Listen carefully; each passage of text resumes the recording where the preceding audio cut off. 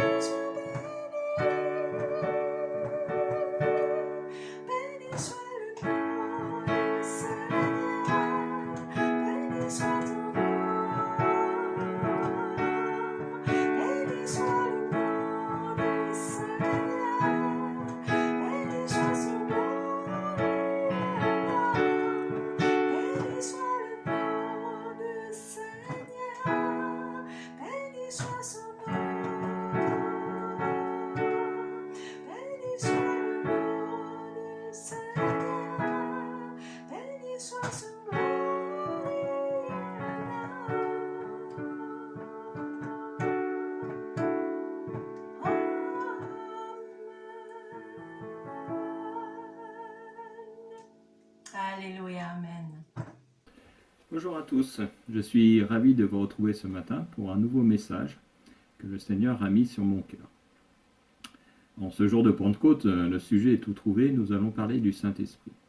Je vous rassure, vous n'allez pas entendre un énième message sur le Saint-Esprit, mais plus un partage, suite à un article que j'ai lu dans le journal Le Monde, qui parlait d'une prise de conscience spirituelle pour ceux qui étaient confinés.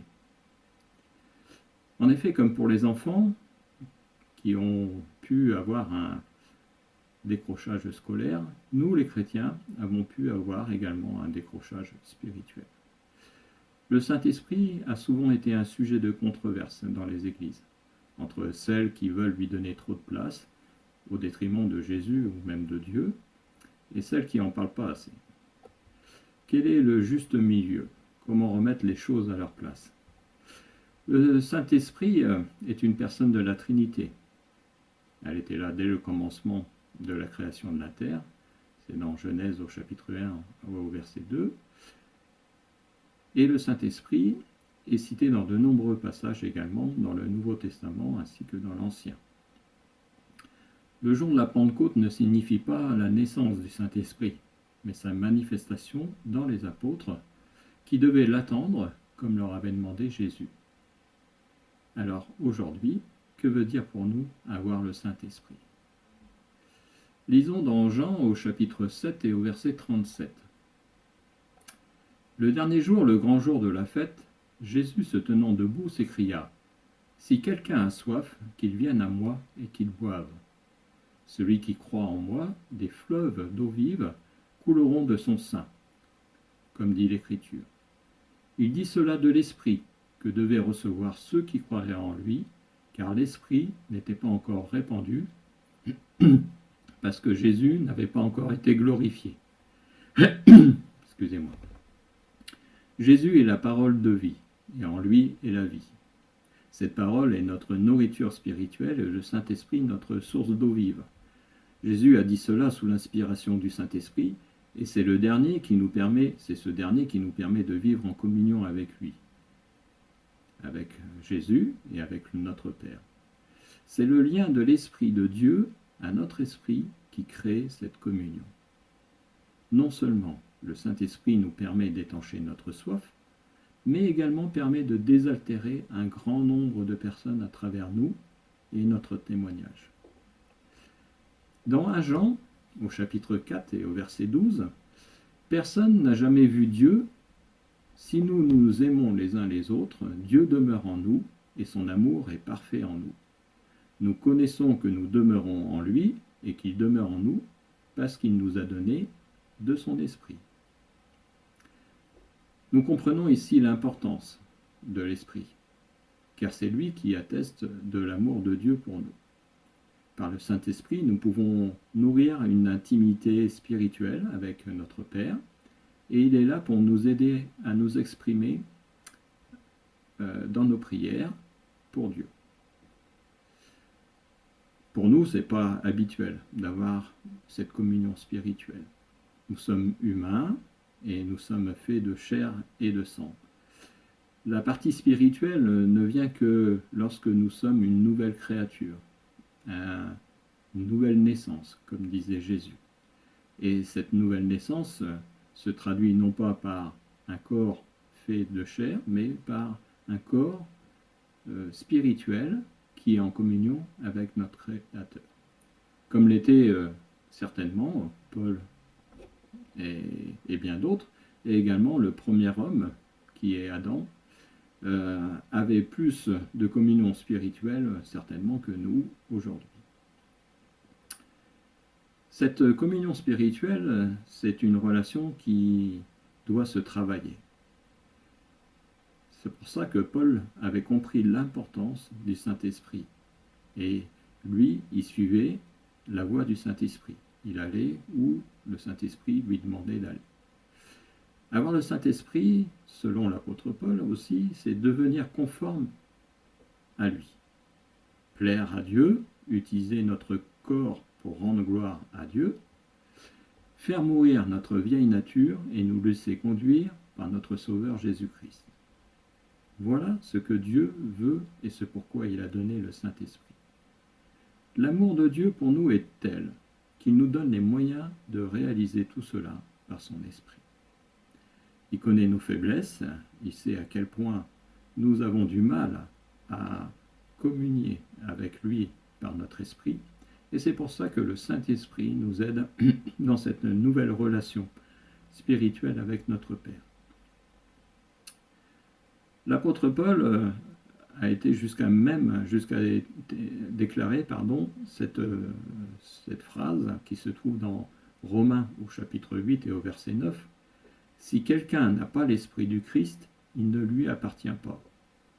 C'est une phrase qui est souvent utilisée et qui fait beaucoup de polémiques et qui a servi à stigmatiser de nombreux chrétiens, dont je fais partie. Car qui n'a jamais entendu quelqu'un nous dire « As-tu l'esprit ? Sans cela, tu n'es pas un vrai chrétien. » Oui, mais moi je ne sens rien. Es-tu vraiment devenu chrétien, disciple de Jésus, né de nouveau? Es-tu baptisé de l'esprit? Voilà souvent les questions qui sont posées aux chrétiens, par ceux qui se disent, entre guillemets, plus spirituels. J'ai souvent entendu ces questions, et elles peuvent nous blesser, elles peuvent nous traumatiser même. Elles peuvent nous faire croire que nous devons posséder un genre de diplôme que l'on peut brandir en disant « Regarde, moi aussi, j'ai le diplôme du Saint-Esprit. » Comment savoir si j'ai le Saint-Esprit? De quoi m'assure l'Esprit lorsque je prie? Est-ce que je suis enthousiaste devant l'avenir que Dieu me prépare, héritier de Dieu, co-héritier du Christ? Est-ce que j'ai entendu l'Esprit qui dit dans mon cœur que je suis un enfant de Dieu? Il n'y a pas que les voix des hommes qui peuvent nous attester de ces choses, mais c'est surtout l'Esprit qui est en nous. Si c'est cela que nous ressentons lorsque nous prions notre Seigneur, si nous comprenons que nous sommes vraiment enfants de Dieu et que c'est l'amour du Christ qui nous anime, alors nous avons l'Esprit en nous. Et il se manifeste dans notre comportement, dans nos paroles et dans nos actes. Jean, chapitre 13, verset 34. Aimez-vous les uns les autres. À ceci, tous connaîtront que vous êtes mes disciples, et si vous avez de l'amour les uns pour les autres. Voici la preuve que tu as le Saint-Esprit en toi, si c'est l'amour ta motivation principale lorsque tu parles. Celui qui te demande si tu as reçu le baptême du Saint-Esprit dans un esprit de reproche, lui-même, est-il vraiment disciple du Seigneur? Par contre, s'il te propose de prier pour toi afin que tu reçoives une visite du Saint-Esprit, c'est un geste d'amour. Et c'est à cela que l'on reconnaît les enfants de Dieu. Le légalisme est devenu omniprésent dans les assemblées, mais c'est l'amour du Christ qui devrait être visible. Si tu as de l'émotion lorsque tu repenses à la mort du Seigneur Jésus sur la croix, si ce qui est écrit sur ton cœur par le Saint-Esprit, si tu aimes Dieu et tu veux le servir, alors abandonne-toi à l'Esprit. Laisse le Seigneur parler à ton cœur et tu comprendras ce que Dieu veut pour toi. Nous sommes rachetés à un grand prix, au prix de la vie de notre Sauveur, mort sur la croix, pour que nos péchés soient à jamais effacés. Alors ce que disent les hommes ne peut nous culpabiliser et nous condamner. Il n'y a que l'Esprit qui peut attester de cet amour que Dieu a pour nous. Dans cet article, dans le journal Le Monde que j'ai lu, il est dit que depuis le confinement, jamais les hommes ne s'étaient sentis aussi mal, car ils s'étaient retrouvés confrontés à la mort et à la solitude. Cela a provoqué chez certains une vraie prise de conscience, chez d'autres des crises de panique. Mais pour ceux qui étaient déjà enfants de Dieu, ça a renforcé nos liens avec le Saint-Esprit. Car, comme je vous le disais, ce n'est pas naturel pour nous de prier et de louer par le Saint-Esprit. C'est un travail au quotidien. Et c'est ce que le Seigneur veut que nous fassions durant notre vie sur cette terre. Avoir cette communion spirituelle avec lui par son Esprit Saint. Chaque jour, nous devons faire cet effort de nous plonger dans son amour par l'Esprit Saint. Alors pour certains, c'est plus facile que pour d'autres, c'est vrai. Ceux qui ont une certaine expérience, on va dire, avec le Saint-Esprit, savent quels sont les bons moments pour eux, pour avoir cette communion dans le Saint-Esprit. Mais le Saint-Esprit est toujours présent, tout au long de notre journée, chaque instant, comme l'est Jésus et comme l'est le Seigneur. Il ne nous quitte pas. C'est nous qui, des fois, avons tendance à nous détacher un petit peu de lui. Alors c'est vrai que lorsqu'on a une vie active, des enfants, un travail, une famille, une maison à s'occuper, nous pouvons être distraits et perdre de vue cette communion spirituelle avec notre Dieu. C'est pour ça que l'effort que nous devons faire est important. Lorsque nous prenons cette habitude d'avoir une communion réelle, spirituelle avec le Saint-Esprit, nous nous apercevons que nous sommes plus sensibles à sa voix. Nous nous rendons compte que notre journée ne se déroule pas de la même façon. Notre perception des choses n'est pas la même. Notre amour pour les autres n'est plus le même non plus. Nous connaissons, Sylvie et moi, dans notre famille, quelqu'un qui a été hospitalisé en réanimation durant 28 jours suite au coronavirus. Cet homme, qui est un enfant de Dieu, est passé très près de la mort. Et les premières paroles qui lui sont venues à l'esprit lorsqu'il s'est réveillé, ce sont ces paroles de cette chanson que vous connaissez certainement. Victoire au Seigneur de la vie. Oui, le Saint-Esprit nous est donné car il est le consolateur. Il vient combler de sa présence le vide laissé dans notre cœur suite à un décès. Il nous guide lorsque nous tombons dans une détresse spirituelle. Et il est encore là lorsque nous traversons des événements traumatisants. C'est pourquoi, durant ces moments de confinement, bien des hommes et des femmes ont compris que par le Saint-Esprit, nous pouvons être soulagés de nos angoisses. Il révèle l'amour de notre Sauveur. Lisons dans Jean au chapitre 20 et au verset 19. Le soir de ce jour, qui était le premier de la semaine, les portes du lieu où se trouvaient les disciples étaient fermées, à cause de la crainte qu'ils avaient des Juifs. Jésus vint, se présenta au milieu d'eux et leur dit « La paix soit avec vous ». Et quand il eut dit cela, il leur montra ses mains et son côté. Les disciples furent dans la joie en voyant le Seigneur. Jésus leur dit de nouveau « La paix soit avec vous. Comme le Père m'a envoyé, moi aussi je vous envoie. » Après ces paroles, il souffla sur eux et leur dit « Recevez le Saint-Esprit. » J'ai décidé de lire ce passage car il a son importance. On voit ici à la fois le symbole et la réalité sur le Saint-Esprit. Le symbole est dans l'action que Jésus fait. Il souffla sur eux. Action d'autant plus significative qu'en hébreu et en grec, le souffle ou le vent est désigné par le même mot que le mot esprit. Quant à la réalité, elle est clairement indiquée par cette parole. Recevez le Saint-Esprit. Nous sommes dans un moment charnière dans la vie des disciples. Le Seigneur leur a donné ce commandement d'aller de par le monde et de faire des disciples, d'être des témoins de Jésus-Christ. Mais les disciples, à ce moment précis, ne demandaient pas le Saint-Esprit. Dieu donne même lorsque nous ne demandons pas. devant des circonstances exceptionnelles, ou lorsque nous traversons des épreuves, nous pouvons recevoir ce souffle du Saint-Esprit. À tout moment, Dieu intervient dans notre vie en nous envoyant le Saint-Esprit. Même si nous l'avons déjà, nous pouvons être de nouveau visités par le Saint-Esprit. C'est comme une nouvelle vague de la puissance de Dieu en nous. Et ces moments que nous traversons sont amenuisés par le Saint-Esprit.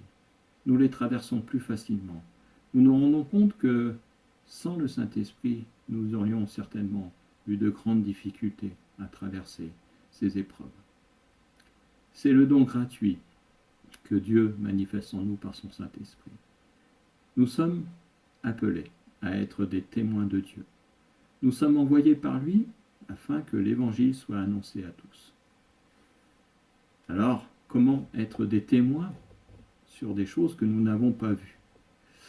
Comment expliquer à ceux qui nous entourent la personnalité de Dieu, celle de Jésus, celle du Saint-Esprit? L'Esprit est là pour donner notre vue spirituelle.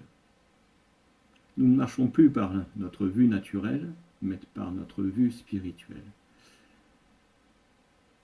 Je vais lire un verset que Tim a lu il y a 15 jours, c'est dans Hébreux au chapitre 10 et au verset 14. « Car par une seule offrande, il a amené à la perfection pour toujours ceux qui sont sanctifiés. C'est ce que le Saint-Esprit nous atteste aussi, car après avoir dit « Voici l'alliance que je ferai avec eux, après ces jours-là, dit le Seigneur, je mettrai mes lois dans leur cœur et je les écrirai dans leur esprit. » Bien que nous n'ayons vu ni Dieu, ni Jésus, ni même le Saint-Esprit, parce que c'est ce que nous ressentons dans notre esprit, ce dernier nous rend témoignage de la présence de Dieu et de Jésus en nous. Nous apprenons à marcher par l'Esprit, comme faisait l'apôtre Paul, et comme ont fait bien des disciples de Jésus. Nous devenons des témoins vivants, vivants parce que l'amour que nous recevons et les explications, les révélations que nous avons par le Saint-Esprit nous rendent vivants. Et c'est ce que le Seigneur veut, que nous soyons ces témoins vivants. Pas des témoins qui ont vu à travers le petit écran ou qui ont raconté ce que d'autres ont vécu. Non, il veut que ça soit notre expérience personnelle qui parle. Comment expliquer que nous avons pu traverser des épreuves, des douleurs, de décès, des séparations, pas sans problème, mais avec une certaine facilité, grâce au Saint-Esprit, si nous-mêmes nous ne l'avons pas vécu? Jésus a besoin de notre témoignage. Il nous a placés sur cette terre afin que nous soyons ses témoins. Ces témoins qui vivent non pas reclus, non pas cachés, mais dans le monde, même si nous ne faisons plus partie du monde. Le Saint-Esprit est là pour nous encourager, pour nous aider, pour nous faire avancer. Alors, à quoi peut-il ressembler le Saint-Esprit? Lisons dans Luc au chapitre 3 et au verset 22. Et le Saint-Esprit descendit sur lui, sur Jésus, sous une forme corporelle comme une colombe. Je voulais attirer votre attention sur ce passage. Pourquoi l'apparence de l'Esprit Saint est semblable à une colombe? Pourquoi pas un lion, une girafe, une biche, un papillon? En réalité, à la lumière de la parole de Dieu, il n'existe pas plus belle métaphore pour décrire le Saint-Esprit que la colombe. L'attribut le plus marquant chez la colombe, c'est certainement sa grande sensibilité. En effet, la colombe a cette capacité à ressentir nos intentions. C'est elle qui pressent le danger. C'est comme si elle pouvait lire dans les cœurs des hommes, dans leurs intentions. Si nos intentions sont mauvaises, elles le détectent aussitôt et elles s'enfuient. Elles sont même hypersensibles, sensibles au stress, sensibles aux querelles, sensibles à la propreté, à la vérité, à la tendresse et à l'amour qu'on lui porte. S'il est un trait de caractère des plus surprenants s'agissant du Saint-Esprit, c'est bien celui de la sensibilité. En effet, il est tellement sensible que le Seigneur Jésus a pris soin de nous avertir que tous les péchés pourraient être pardonnés, sauf celui du blasphème contre le Saint-Esprit. Nous lisons ça dans Matthieu au chapitre 12 et au verset 31. Jésus lui-même a supporté tous les blasphèmes, les crachats, les injures, les coups de fouet, les mensonges. Par contre, le Saint-Esprit, lui, on ne l'injurie pas. On ne le trompe pas, on ne le méprise pas, on ne lui ment pas, et on ne l'attriste pas, sous peine de le voir fuir.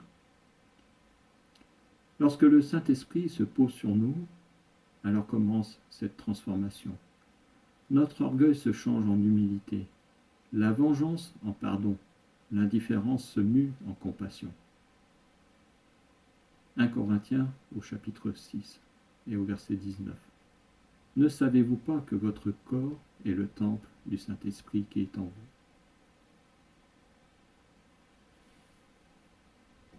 Mes bien chers frères et sœurs, recherchons la présence du Saint-Esprit. Entretenons notre vie spirituelle avec lui. Faisons tout notre possible pour ne pas attrister l'Esprit de Dieu, car c'est lui qui renouvelle notre foi. C'est lui qui intercède auprès de Dieu en notre faveur, et c'est encore lui qui exprime en parole les pensées de notre cœur lorsque nous soupirons. Soyons dans l'allégresse, car l'Esprit de Dieu est en nous et rend gloire à notre Sauveur. Je vous encourage, chacun, comme moi je le fais, à plonger votre vie spirituelle dans le Saint-Esprit. C'est quelque chose de merveilleux que nous pouvons vivre avec lui. Bien plus que ce que les hommes peuvent nous donner, ou ce que la terre peut nous donner. Il y a les plaisirs de la vie, mais il y a un réel plaisir dans la vie spirituelle. Voilà mon encouragement pour ce matin. J'espère que ce message vous aura fait du bien. Et si vous n'avez pas, ou vous ne pensez pas avoir reçu le Saint-Esprit, je vous encourage aussi à demander à ce que l'on prie pour vous. Parce que c'est ce que le Seigneur a demandé que l'on fasse. Si vous voulez de nouveau recevoir le Saint-Esprit ou avoir une nouvelle onction du Saint-Esprit, c'est pareil, demandez la prière. Nous serons là pour vous imposer les mains et prier avec vous. Que le Seigneur vous bénisse et qu'il vous conduise tout au long de cette semaine.